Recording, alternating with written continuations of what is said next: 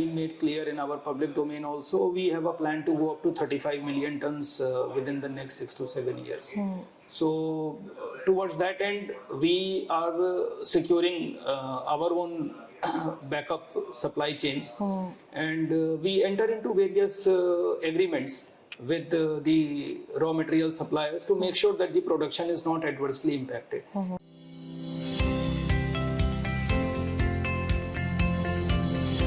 Hello, ladies and gentlemen. We're sitting on the sidelines of the BigMint India Ferris Week 2025, and I have with me a very special guest, Mr. Sanjay Agarwal, Executive Director, Coal Imports Sale, and I'm Madhumita Mookerji, Consultant Director, Industry Relations at BigMint.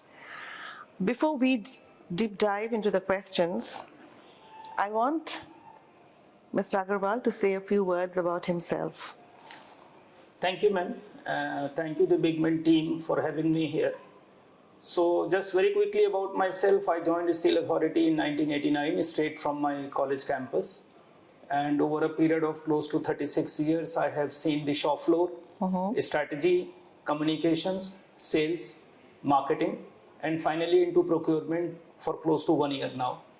So that has been the journey, spread over several geographies, and happy to be here.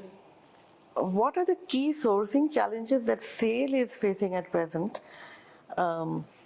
in terms of securing adequate volumes?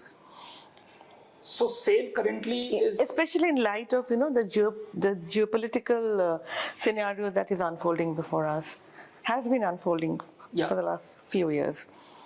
So SAIL has been importing coking coal for rather met coal, I would say, for quite a long time. And as is generally the industry practice, the focus is on diversifying the resource base, diversifying the supplier base. So that is what we have been focusing upon. The challenge has been to expand it further and maybe bring in more players and more geographies. So that has been the focus. But currently, all our requirements are very well secured, and we are able to get material the way we want. That's how it has been. So, could you elaborate a bit further about how you have diversified your sourcing geographies? Yeah, so we have a how the shift has tilted. So the shift has tilted in the sense that one is our internal policy ecosystem. We have a very robust internal policy ecosystem which is available for the external stakeholders, basis which new suppliers can get into the coal import ecosystem of SAIL. So there is a laid down process in the public domain, and we encourage more and more people to connect with us through that policy ecosystem. So that is one thing which we very actively work upon. And there is a dedicated cell to encourage people resolve their queries so that we have people to come upon and join. No, what I meant specifically is like, to what extent are you sourcing more from Russia or even Mozambique? Whether your sourcing from Australia has come down. Yeah, so over a period of time, yes, no doubt, we have increased our sourcing from places other than Australia, because Australia traditionally has been the biggest wallet shareholder. Could we get some percentages here, how the shift has tilted? Yeah, the shift has tilted substantially, and Mozambique, especially after Vulcan having been taken over by other players, so they are in the market, they have ramped up production. So there have been shifts, and we are taking material from several geographies, including Mozambique, including Indonesia. Okay. So we are working on all these geographies very closely, and in fact we are also working with the US suppliers to increase their supplies. Okay, so new geographies that are coming up for you for SAIL is, are Indonesia, US, Indonesia, US, then Mozambique. Mozambique, more players has all working there.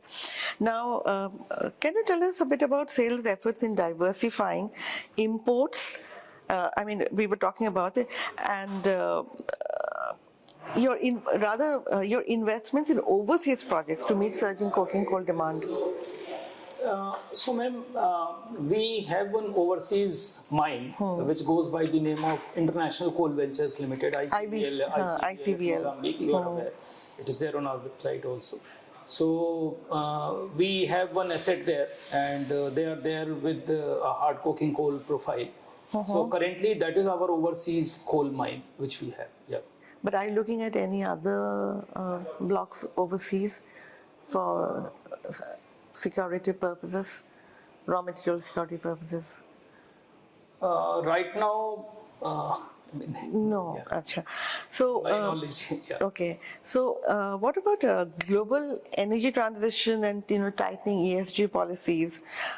We know that these are impacting coal mining in countries.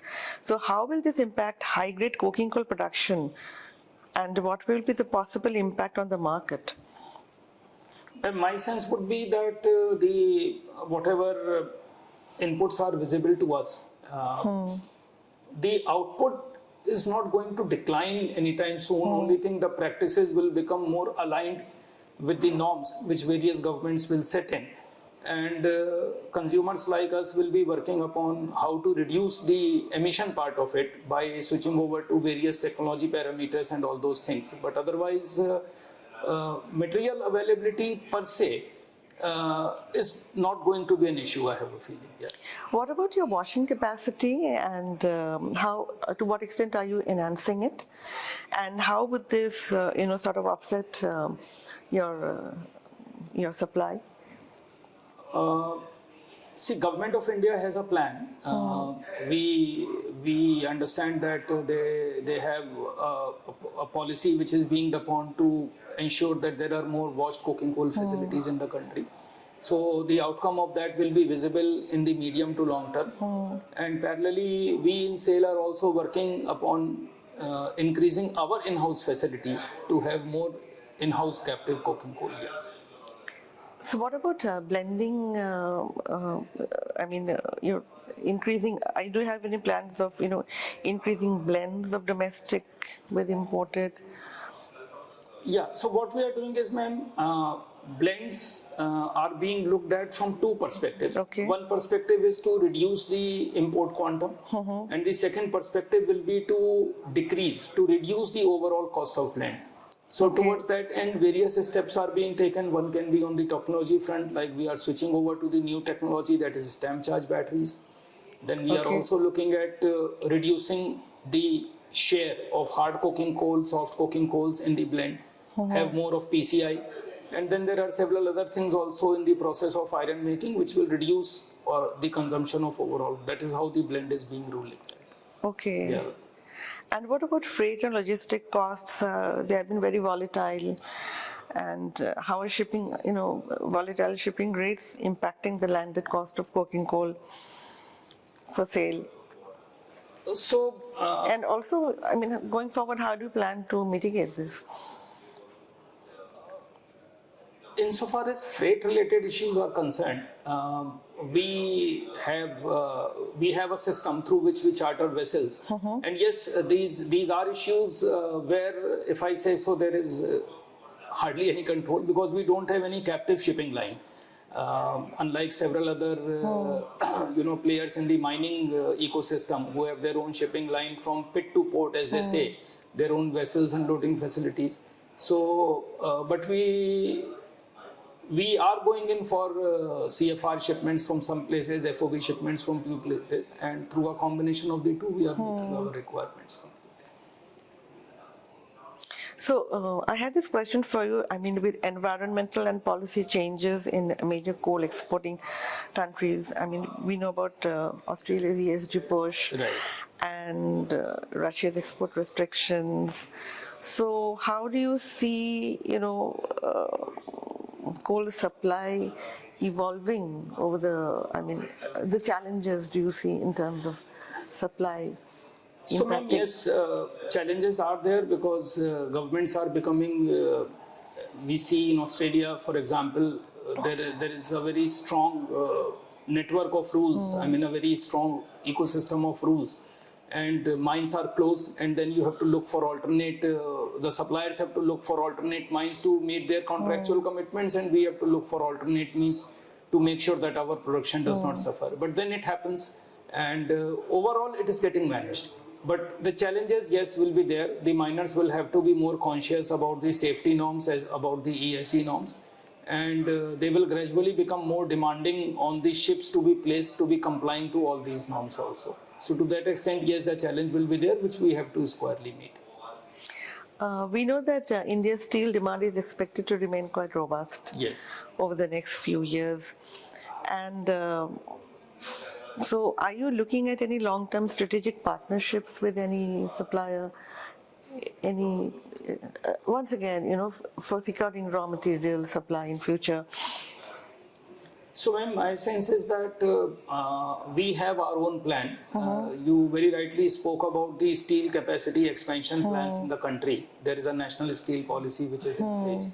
And as has been made clear in our public domain also, we have a plan to go up to 35 million tons within the next 6 to 7 years. So, towards that end, we are securing our own backup supply chains, and we enter into various agreements with the raw material suppliers to make sure that the production is not adversely impacted. And to support that type of a thought, to support that type of a policy, we also continuously look at improving our process parameters so that the overall requirement remains within control. Tell us a bit about, tell us your thoughts, give us your thoughts rather, on BigMint's indices. So, ma'am, I have been following BigMint, earlier Steel Mint, very closely. My day, and for that matter, the day of several other colleagues in SAIL, is not complete without referring to BigMint now, Steel Mint earlier.